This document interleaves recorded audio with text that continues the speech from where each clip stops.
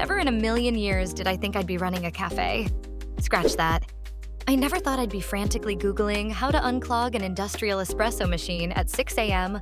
while covered in oat milk, whispering, "Please don't explode," to a hunk of metal that clearly had it out for me. But here we are. It all started when my grandparents' cafe, Brew It Hot, was about to be sold. The place was a relic of my childhood, where I learned that latte wasn't just a fancy way of saying milk, and that cinnamon rolls do count as breakfast if you eat them fast enough. But when Grandpa passed and my parents decided to offload the cafe, I panicked. I couldn't let some corporate coffee chain turn it into bland, overpriced bean juice company. So, in a move that can only be described as what could possibly go wrong, I cashed out my savings, took over the lease, and declared myself the new owner. I thought running a cafe would be all latte art and cozy vibes. I was wrong. The first morning, I arrived at 5 a.m., ready to channel my inner barista goddess.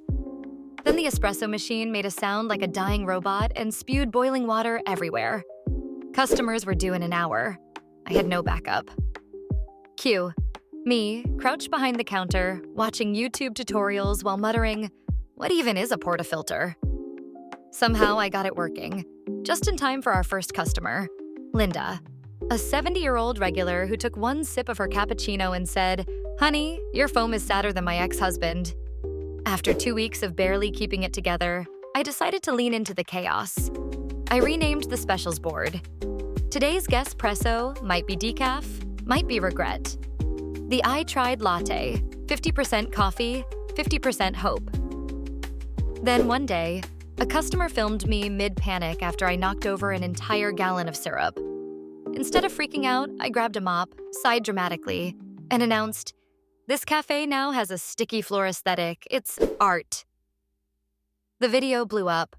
Suddenly, people were lining up not just for coffee, but for the experience, watching me fumble, laugh, and occasionally set off the fire alarm with an over-enthusiastic toast.